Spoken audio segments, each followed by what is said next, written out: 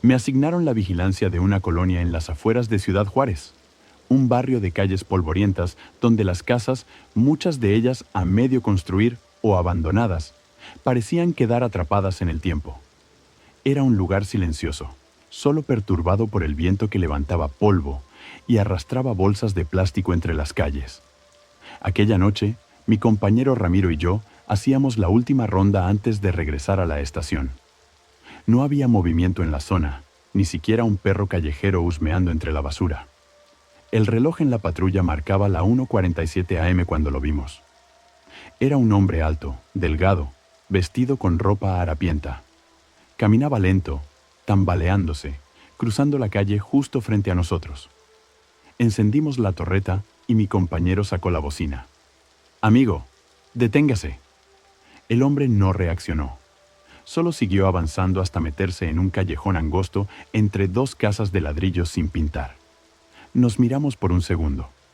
Yo tenía un mal presentimiento, pero Ramiro, que siempre era el más temerario de los dos, me miró con esa expresión de «¿vamos o qué?». Aparcamos la patrulla y bajamos con linternas en mano. El callejón no tenía más de 2 metros de ancho y apenas unos 10 metros de profundidad. No había puertas ni salidas laterales, solo un muro al fondo. Alumbramos el camino. El callejón estaba vacío. Mi compañero me miró con el ceño fruncido. ¿Cómo carajos? Recorrimos el lugar varias veces. Revisamos detrás de unos montones de escombro. Incluso miramos si había alguna coladera o algo. Nada. No tenía sentido. De repente, la radio de la patrulla comenzó a hacer interferencia. Al principio, creí que era una transmisión normal, pero luego me di cuenta de que no era una voz clara. Era un susurro. No se entendían palabras, pero era un murmullo bajo, inquietante, como si alguien estuviera intentando hablar desde otro lado, pero con la voz rota. ¿Tú escuchas eso?, le dije a Ramiro. Antes de que pudiera responder, la radio se silenció de golpe. Y en ese instante, el motor de la patrulla se apagó. Nos quedamos paralizados. Ramiro, que hasta ese momento había tratado de mantener la calma, tragó saliva y encendió su linterna de nuevo. Fue entonces cuando noté algo. En la pared del callejón, justo en el fondo, había algo escrito con pintura negra. No estaba ahí cuando entramos. Nos acercamos con cautela. Las letras eran torpes, como si hubieran sido escritas a toda prisa. No debieron seguirme. El aire se volvió helado. Una sombra cruzó frente a nosotros, como si algo invisible hubiera pasado entre la patrulla y la calle. Corrimos. Subimos a la patrulla y Ramiro intentó encenderla. No prendía. Él maldijo en voz baja, tratando de girar la llave una y otra vez. El retrovisor me dio la peor visión de mi vida. Detrás de la patrulla, en medio de la calle, estaba el hombre. Ya no se tambaleaba. Estaba de pie, rígido, con la cabeza inclinada hacia un lado. Y aunque mi linterna iluminaba directo su rostro, no tenía cara, no había ojos, ni boca, ni nariz, solo piel lisa, como si alguien hubiera borrado cada rastro de humanidad en él. Ramiro gritó al lograr encender el motor y pisó el acelerador. La patrulla derrapó en la grava y salimos de ahí sin mirar atrás. Cuando llegamos a la estación, ambos estábamos pálidos y sin aliento. El comandante nos miró con el ceño fruncido. ¿Qué demonios les pasó? No sabíamos qué decir. Pero antes de que intentáramos inventar algo, una vecina del barrio entró corriendo, desesperada. «Oficial, necesito hablar con ustedes». «¿Qué pasa, señora?», preguntó el comandante. La mujer nos miró a Ramiro y a mí, con los ojos muy abiertos. «Anoche vi a 2 policías seguir a un hombre por un callejón, pero...». Se detuvo y tembló. Pero ese hombre no tenía pies. Ramiro y yo nos miramos sin saber qué decir. Esa fue mi última ronda en ese barrio. No porque tuviera miedo, sino porque, desde aquella noche, cada vez que pasaba por esa zona, la radio de la patrulla volvía a hacer interferencia. Y en medio del ruido, siempre creí escuchar un susurro, como si alguien tratara de hablarme desde el otro lado.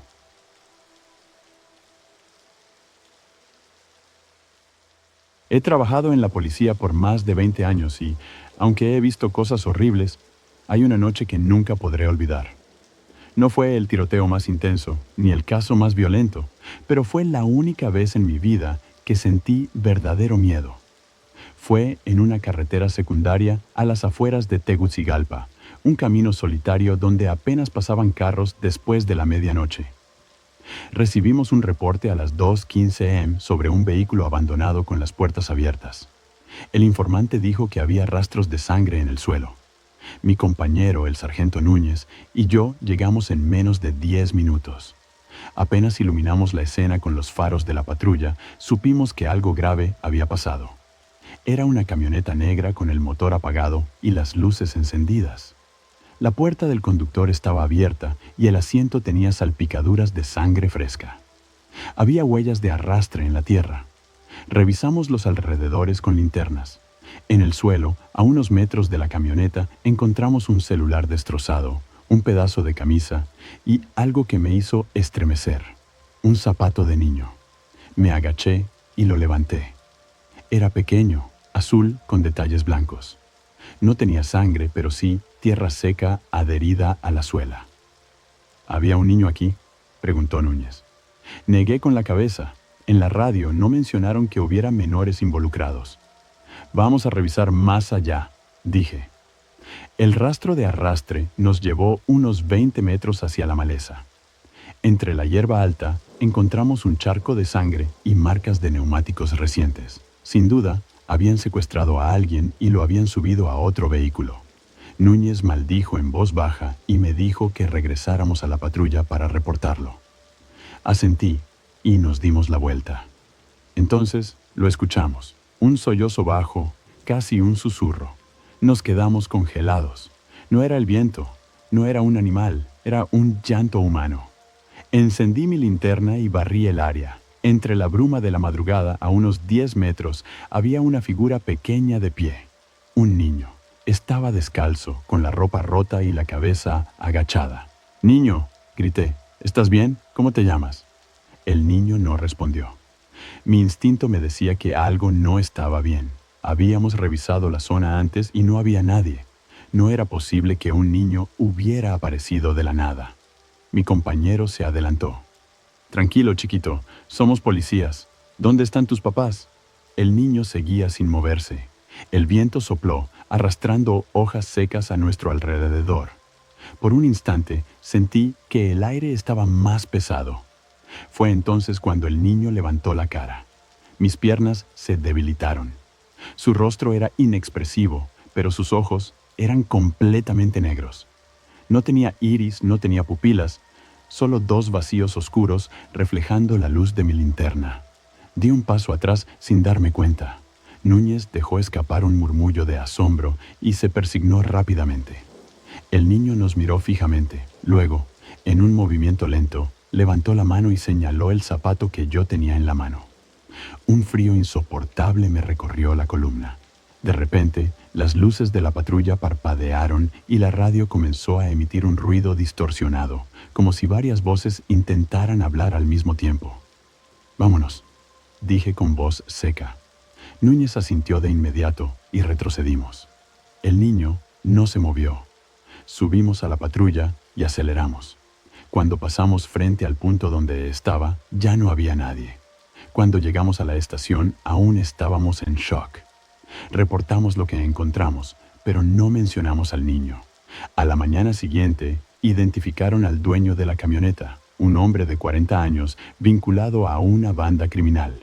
Lo que nos dejó helados fue lo que dijeron después. Su hijo murió hace 6 meses en un ajuste de cuentas. Tenía 6 años. El oficial que nos informó esto frunció el ceño al ver nuestras caras pálidas. Lo raro es que la última vez que vieron con vida a este hombre fue anoche, cuando recibió una llamada desde el teléfono de su hijo. No respondimos, simplemente asentimos y nos retiramos. Esa noche, cuando intenté dormir, aún podía ver esos ojos negros en mi mente. Y lo peor es que en la madrugada, en medio de la oscuridad de mi habitación, me pareció escuchar un sollozo. Supe en ese momento que, aunque el niño ya no estaba en este mundo, aún seguía buscando a su padre.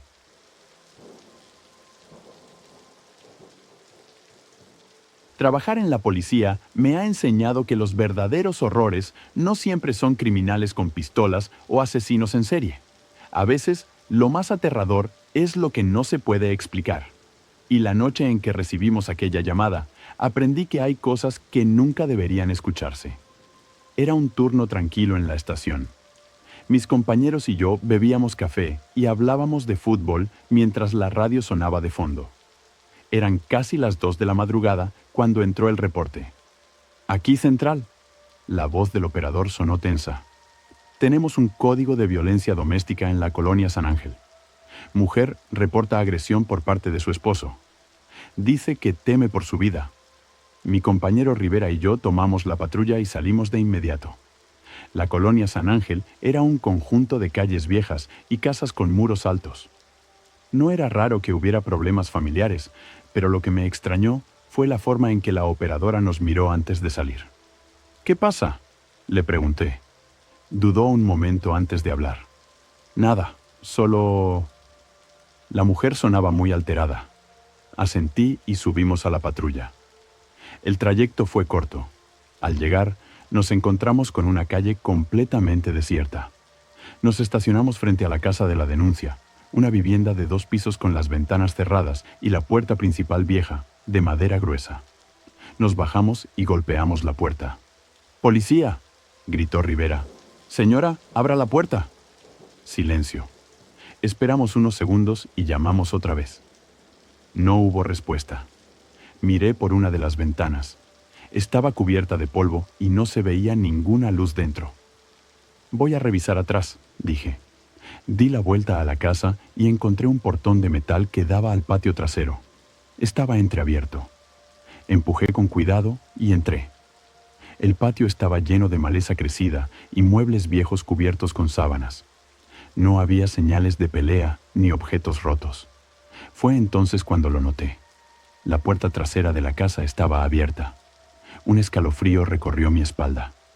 «Rivera», llamé en voz baja, «ven a ver esto». Mi compañero llegó con su linterna en mano y miró la puerta entreabierta. Nos miramos sin hablar. Luego, sacamos las armas y entramos con cautela. La casa estaba completamente oscura. No había muebles, ni cuadros en las paredes, ni ningún objeto personal. Solo polvo, telarañas y un olor a humedad y encierro. «Señora», llamé. Nada. Pasamos al pasillo central y llegamos a la sala.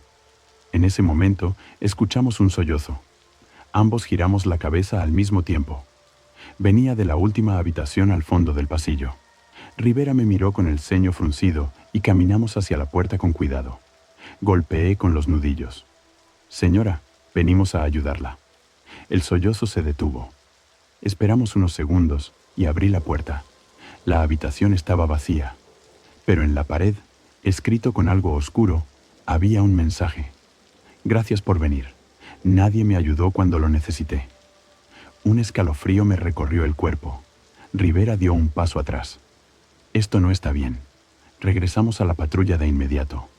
En cuanto llegamos a la estación, lo primero que hicimos fue revisar el historial de llamadas. No había ningún reporte de violencia doméstica en la colonia San Ángel. Revisamos el registro de la llamada que nos enviaron. No existía. Mi compañero y yo nos miramos sin poder creerlo. El operador de radio, un hombre con más de 20 años en la fuerza, se veía pálido. «¿Por qué se ve así?», le pregunté. Tomó aire antes de responder. «Esa casa lleva abandonada más de 20 años». No respondí. Simplemente asentí y salí de la sala de reportes con la sensación de que algo nos había llamado aquella noche y que había estado esperando por mucho tiempo.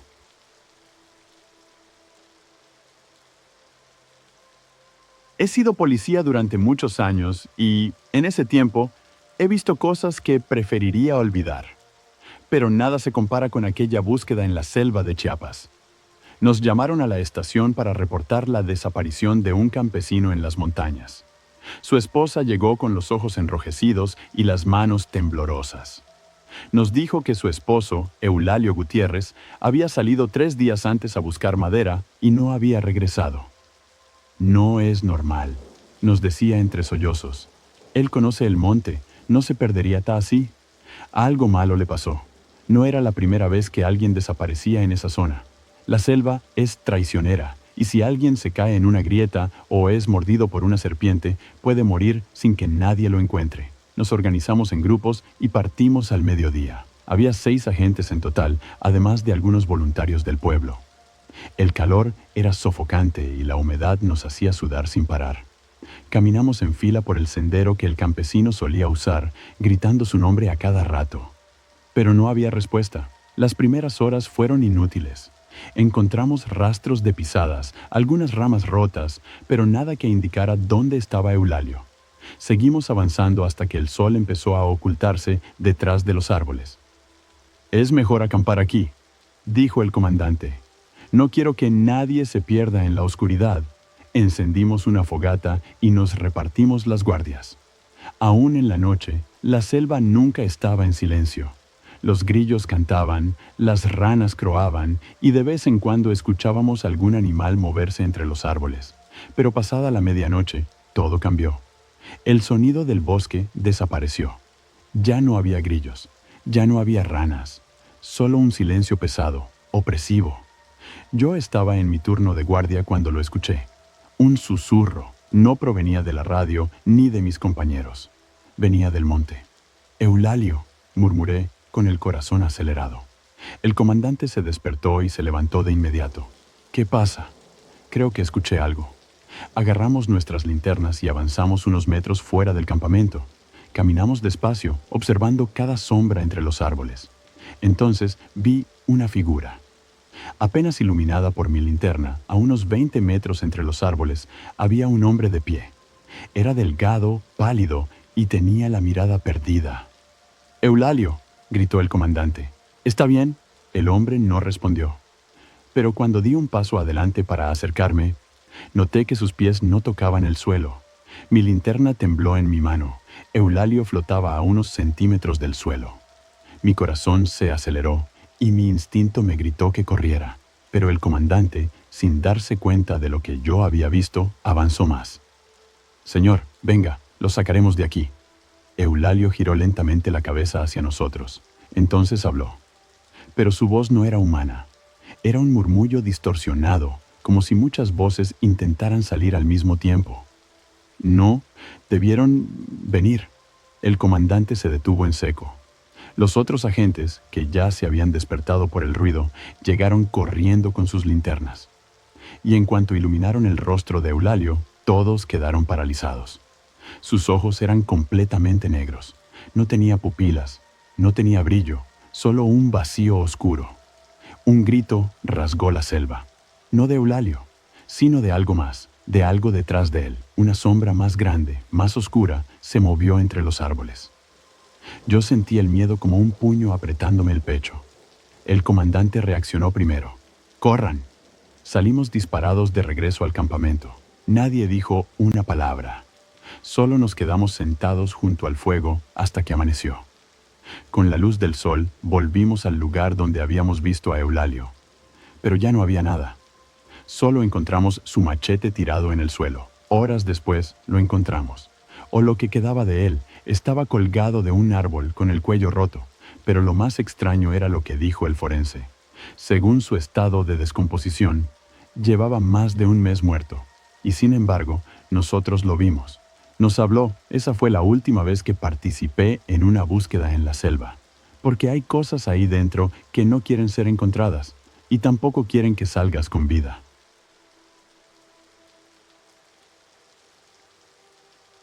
Las noches en la comisaría de Managua siempre eran largas, pero en aquella época no había muchos oficiales disponibles para los turnos nocturnos. A mí me tocaba quedarme de guardia en la vieja estación del Distrito Central, un edificio antiguo con más de 50 años de historia. No me molestaba, me gustaba la tranquilidad. Mi única tarea era hacer rondas por los pasillos y revisar que las celdas estuvieran vacías o que los detenidos no causaran problemas. Pero había algo en esa estación que nunca me dejó sentirme del todo seguro. Había una celda en particular, la número 6, al fondo del pasillo de detención. Nadie la usaba, era pequeña y oscura, con una puerta oxidada y gruesos barrotes. A simple vista no tenía nada de especial, pero los oficiales más antiguos evitaban acercarse demasiado a ella. Cuando pregunté por qué, uno de los veteranos me dijo con seriedad: ahí murió un preso hace 10 años. Se ahorcó con su propio cinturón. Desde entonces, nadie quiere usarla. No le di importancia. Pensé que solo eran supersticiones. Hasta que me tocó hacer la vigilancia nocturna en esa parte de la estación. Esa noche estaba particularmente fría. Managua nunca ha sido un lugar de inviernos extremos, pero aquel viento que se filtraba por las viejas paredes me hizo sentir un escalofrío que no tenía nada que ver con el clima. A la medianoche, tomé mi linterna y comencé mi ronda. Caminé por el pasillo de detención revisando cada celda. La mayoría estaban vacías, salvo un par de borrachos que dormían en la primera celda roncando pesadamente. Cuando llegué al final del pasillo, me detuve frente a la celda número 6. No había nada dentro. Solo el catre viejo, las paredes agrietadas y el aire enrarecido que parecía más denso ahí dentro. Di un paso más y sentí un escalofrío recorrer mi espalda. Algo no estaba bien. El aire olía a humedad, pero también a algo más. Un olor metálico, como sangre seca. De repente, escuché un golpe seco dentro de la celda. Encendí mi linterna y apunté al interior. No había nadie. Respiré hondo y me dije que seguramente era el viento moviendo alguna tabla vieja. Di un paso atrás y me giré para seguir con mi ronda. Fue entonces cuando lo escuché, una voz baja, rasposa, desde el interior de la celda. «Oficial, ayúdeme». Mi corazón se detuvo por un segundo. Me giré de golpe y apunté la linterna otra vez. Ahí, en la esquina más oscura de la celda, había alguien. Un hombre sentado en el suelo, con las rodillas encogidas contra el pecho. Vestía un pantalón gris y una camisa sucia, como los uniformes viejos que usaban los presos en los años 70. Su rostro estaba cubierto de sombras, pero su voz sonaba clara, ronca, como si llevara días sin beber agua. «Oficial, no me dejen aquí». El miedo me paralizó por un momento. No podía ser. Esa celda estaba vacía cuando pasé minutos antes. Tragué saliva y di un paso adelante. «Señor, ¿quién es usted?» El hombre movió ligeramente la cabeza. «No debí estar aquí. Yo no hice nada». Su voz era un murmullo tembloroso, lleno de desesperación. Mi mano temblaba sobre la radio, pero no supe qué decir. ¿Cómo iba a explicar que estaba viendo a alguien que no debía estar ahí? Intenté mantener la calma. «Señor, voy a abrir la celda», mentí, solo para ver su reacción. El hombre levantó la cabeza lentamente, y fue en ese momento que lo vi con claridad. Su piel estaba pálida, casi ceniza. Sus ojos hundidos, oscuros, con un vacío en su mirada que me hizo sentir un frío insoportable en el pecho. Lo más aterrador fue su cuello. Tenía marcas profundas, oscuras, como si alguien lo hubiera estrangulado, o como si hubiera muerto ahorcado. Mi linterna comenzó a fallar. La luz parpadeó y la celda pareció oscurecerse aún más. El hombre inclinó la cabeza hacia un lado con un movimiento antinatural, como si su cuello estuviera roto. Entonces sonrió. Una sonrisa torcida, inhumana, y en un segundo desapareció. Mi linterna dejó de parpadear. La celda estaba vacía otra vez. Un sudor frío me recorrió la espalda. Tomé aire con dificultad y di un paso atrás. No sabía qué pensar, no podía explicarlo. Entonces escuché el sonido más aterrador de mi vida. El chirrido de la puerta de la celda abriéndose lentamente. Sin pensarlo 2 veces, corrí.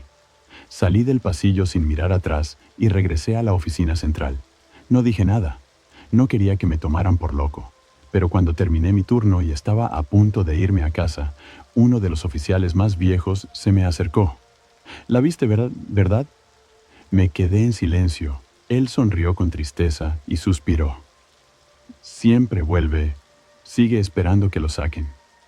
Desde esa noche nunca volví a hacer la vigilancia nocturna en la estación. Porque aunque esa celda estaba vacía, cada vez que pasaba por ahí, podía escuchar susurros, como si alguien, en la oscuridad, aún estuviera esperando ser liberado. Si te han gustado estas historias y quieres sumergirte en más relatos escalofriantes, no olvides suscribirte al canal y activar la campanita de notificaciones. De esta manera, serás el primero en enterarte de nuestros próximos videos llenos de misterio y terror. Gracias por acompañarnos en esta aventura y nos vemos en la próxima historia.